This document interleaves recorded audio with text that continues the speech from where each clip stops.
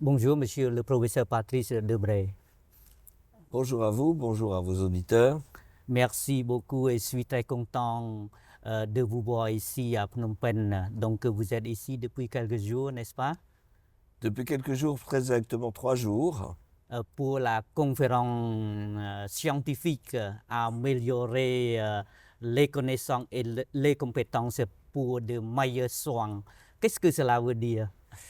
eh bien écoutez, nous avons avec l'Université des sciences de la santé un partenariat de plusieurs années maintenant au sujet du développement à la fois de la réflexion partagée pour améliorer la connaissance et en même temps pour développer entre nous euh, de meilleures compétences dans le domaine des soins.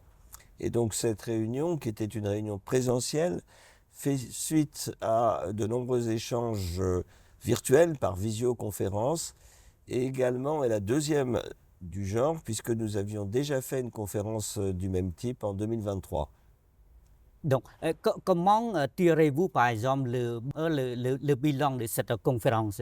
Alors je dirais que c'est un bilan qui est de deux ordres. D'abord, le fait d'être en présentiel, c'est-à-dire que nous puissions nous rencontrer, discuter entre nous, évoquer des perspectives, avoir à la fois une analyse sur certaines maladies et en même temps pouvoir développer des perspectives futures est la première chose. La deuxième, c'est de renforcer les liens, je dirais presque institutionnels, le partenariat entre l'Académie nationale de médecine, et je suis moi-même président du comité des relations internationales de cette institution, et l'Université des sciences de la santé. Autrement dit, de rapprocher ces deux grandes institutions que sont d'un côté l'Académie de médecine et de l'autre côté cette grande université d'Asie du Sud-Est. Est-ce que vous avez des nouveaux projets, par exemple, pour l'avenir entre votre institution et aussi l'Université des sciences de la santé ici? Alors, nous avons au cours de ces 2 jours, et un peu plus puisque nous allons avoir le récapitulatif ce matin, 2 jours et demi, nous avons abordé plusieurs sujets qui sont des sujets très importants de la médecine. Tout d'abord le diabète, dans lequel nous constatons qu'il y a dans le monde entier, mais aussi au Cambodge, une augmentation de la fréquence de cette maladie. Il faut arriver à comprendre pourquoi est-ce que le diabète est en augmentation, presque une sorte d'épidémie de diabète, bien qu'il ne s'agisse pas a priori de maladies infectieuses. Le deuxième thème a été autour de l'antibiorésistance, c'est-à-dire le développement de bactéries qui sont résistantes aux antibiotiques, ce qui ferait que si les patients sont infectés par de telles bactéries, eh bien, la possibilité de traitement par les antibiotiques usuels est largement diminuée et nous imposera donc d'avoir des protocoles très particuliers.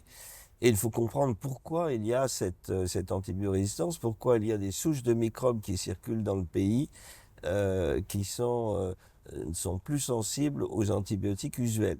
Le Cambodge n'est pas le seul pays qui est atteint par ce fléau, de nombreux pays dans le monde le sont, et il faut que nous comprenions à quoi cela s'est dû. Est-ce une mauvaise utilisation des antibiotiques par les patients, des indications qui sont malmenées par le personnel hospitalier, est-ce au contraire une utilisation erronée des antibiotiques dans les fermes, ou s'agit-il peut-être de manifestations environnementales d'autre nature? Ça, c'est le deuxième grand thème.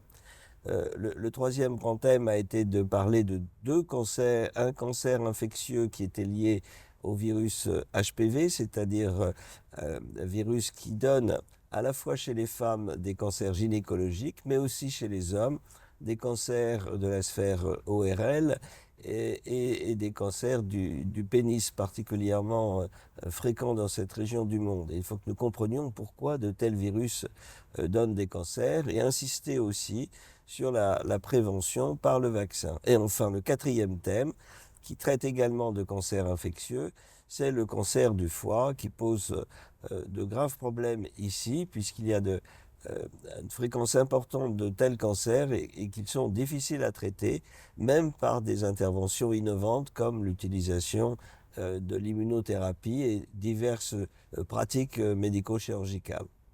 Donc, parlant du cancer, c'est-à-dire c'est une maladie qui ne peut pas être traitée maintenant, jusqu'à maintenant. Non. Alors nous allons parler des cancers, parce qu'il n'y a pas une sorte de cancer, il y a plusieurs sortes de cancers, et même quand ils atteignent un organe, tel que le foie, ou au contraire un autre, tel que la sphère gynécologique, il peut y avoir plusieurs types de développement de cancer. Je ne dirais pas que le cancer ne se traite pas aujourd'hui, mais ça reste une maladie terrifiante pour lequel nous avons divers modes de traitement qui vont depuis la chirurgie, la chimiothérapie, la radiothérapie et maintenant depuis quelques années l'immunothérapie. Vous voyez qu'il y a donc une batterie d'armes thérapeutiques possibles, mais malheureusement malgré cela, beaucoup de malades échappent à ces traitements. Merci, monsieur le professeur. Je reviens sur la question de la coopération entre l'Université des sciences de la santé et votre institution. Comment évaluez-vous, par exemple,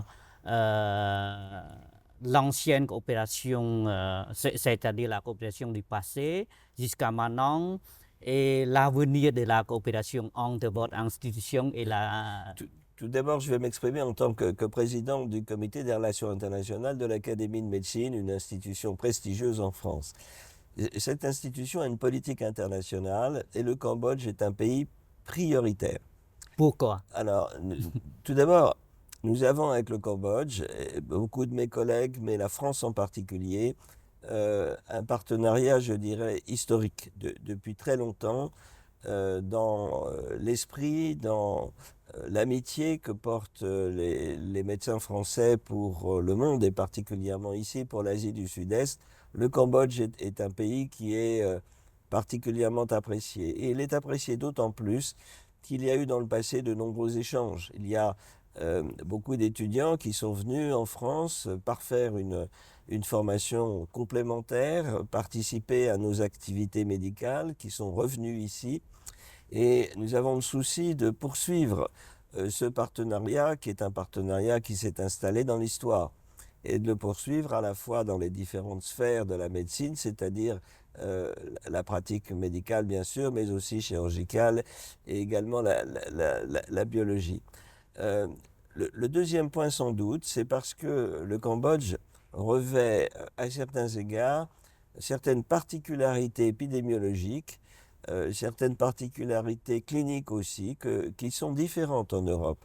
Et nous pensons qu'apprendre des deux cultures qui sont différentes, à la fois des cultures sur les maladies qui ne sont pas tout à fait les mêmes, et en plus sur des enseignements qui sont différents, nous permettra peut-être d'avancer dans une meilleure compréhension et traitement de ce type de maladie.